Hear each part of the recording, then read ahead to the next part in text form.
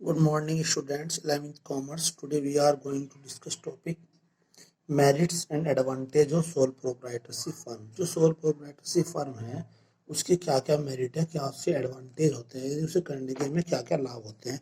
तो इसमें हमारा फर्स्ट पॉइंट है क्विक डिसीजन, यानी कि सोल प्रोप्राइटरशिप में जो सारे के सारे डिसीजन जो है एक ही पर्सन को लेने पड़ते हैं, उसी मालिक को लेने पड़ते हैं, तो वह किसी से कंसल्ट नहीं करता है। इसलिए जो है डिसीजन जो है जल्दी जल्दी ले जाते हैं, इसलिए डिसीजन लेने में देरी नहीं होती है।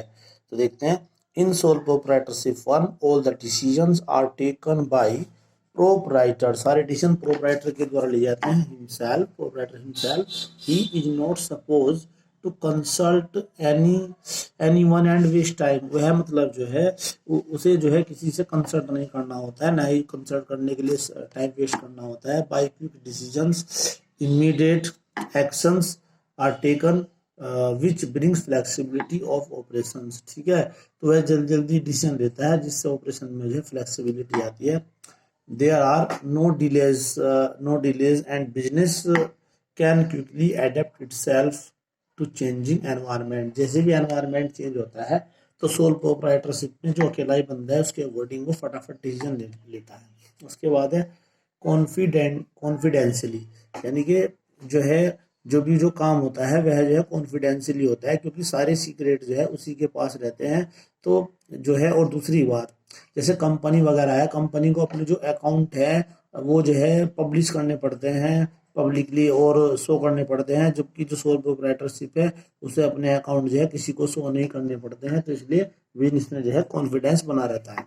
तो देखते हैं इसमें, the sole proprietor is not expected to share his secret with other. मतलब जो सोल प्रोप्राइटरशिप है वह दूसरों से अपने जो सीक्रेट जो है वो नहीं बताता है।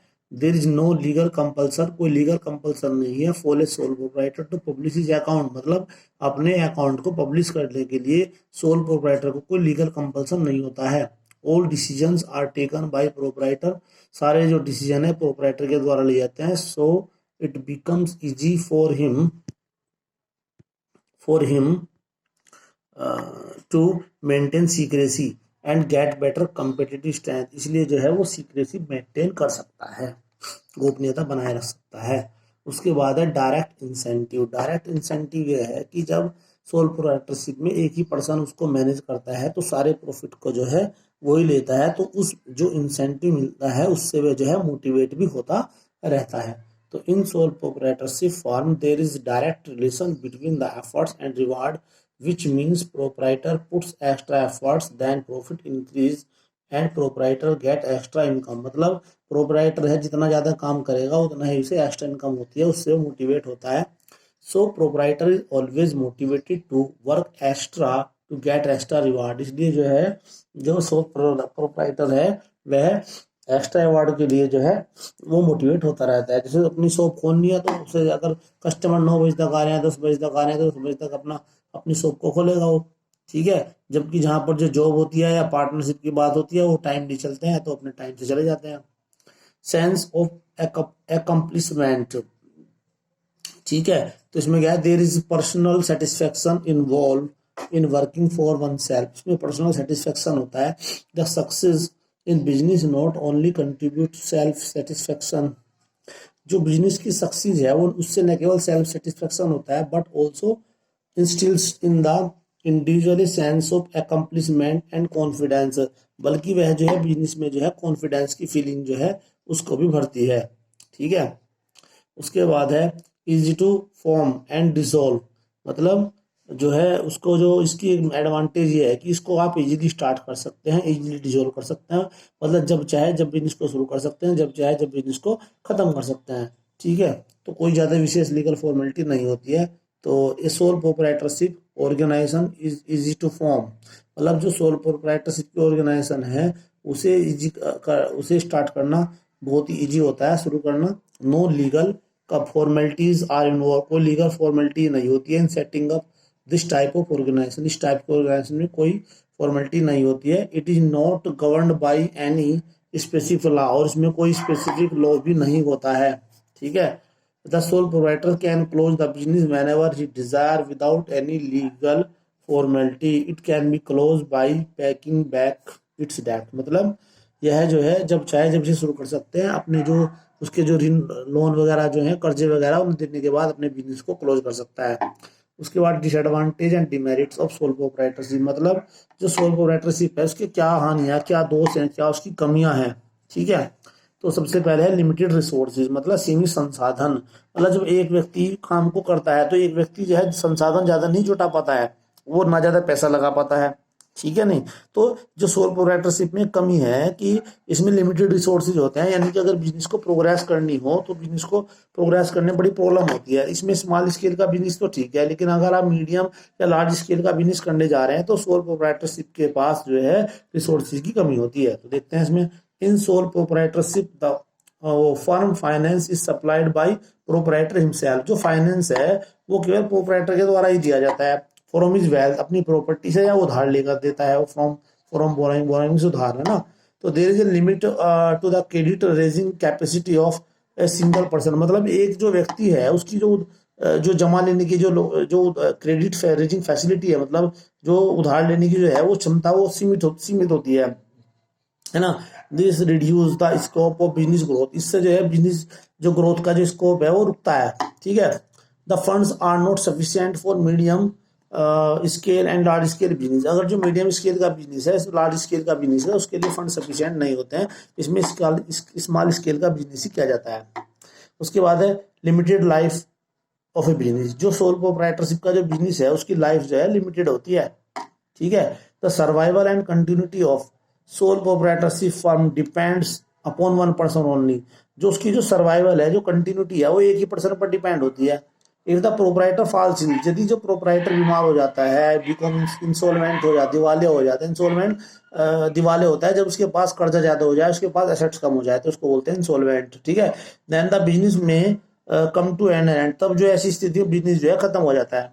ठीक है, अनलिमिटेड लाइबिलिटी, मतलब इसका दोष ये भी है कि जब एक ही व्यक्ति है वो कितना काम करेगा तो उसकी अनलिमिटेड लाइबिलिटी होती है। ठीक है, तो अब जो है एक व्यक्ति क्या क्या काम करेगा। ठीक है, तो ये है। और जब कभी कभी जो है अब वो अगर अपने जो बिजनेस में जो कर्जा है उसे नहीं दे पाता तो उसकी जो पर्सनल प्रॉपर्टी है उनको भी सेल किया जाता है। ठीक है, कर्जा उतारने के लिए।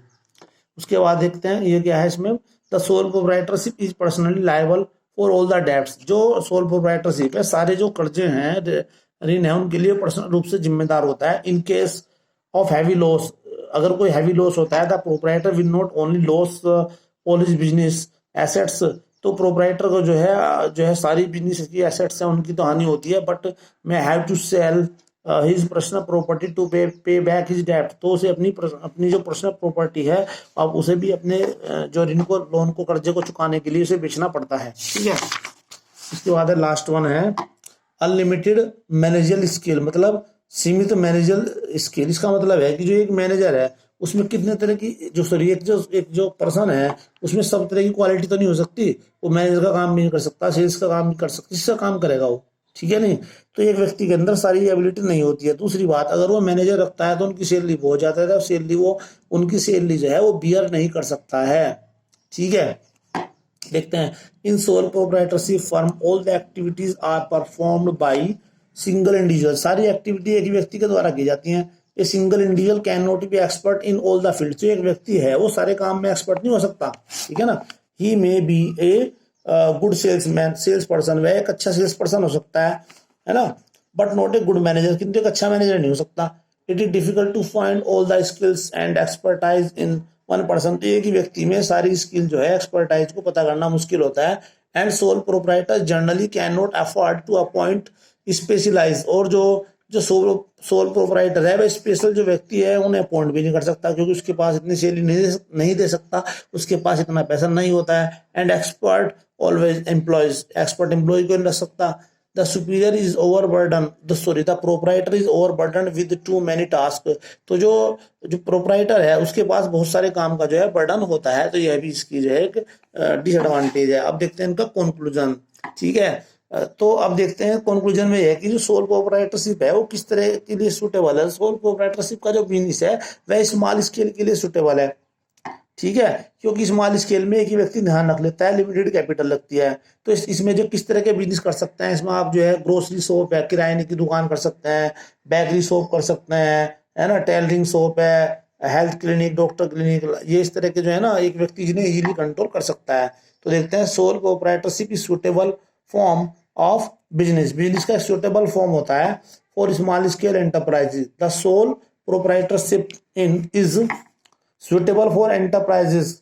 तो किस तरह एंटरप्राइज के लिए सुटेबल है? विच रिक्वायर पर्सनल अटेंशन, ये उनके लिए सुटेबल जहां पर पर्सनल अटेंशन की जरूरत होती है, और जो है जहां पर लिमिटेड कैपिटल होती है, कम पैसा लगता है। जैसे लोकल ग्रोसरी शॉप, छोटी किराने की स्थान, लोकल जो है आपने परचून की शॉप खोल ली, किराने की दुकान खोल ली, स्मॉल बेकरी शॉप खोल ली, है ना, टेलरिंग शॉप खोल ली, हेल्थ क्लिनिक है, डॉक्टर क्लिनिक है, लॉयर है, ऑफिस है, etc। ठीक है, तो ओके, इसको ये आपका टॉपिक खत्म हो गया। Okay, thank you. एक बार इसको लाइक और सब्सक्राइब कर देना।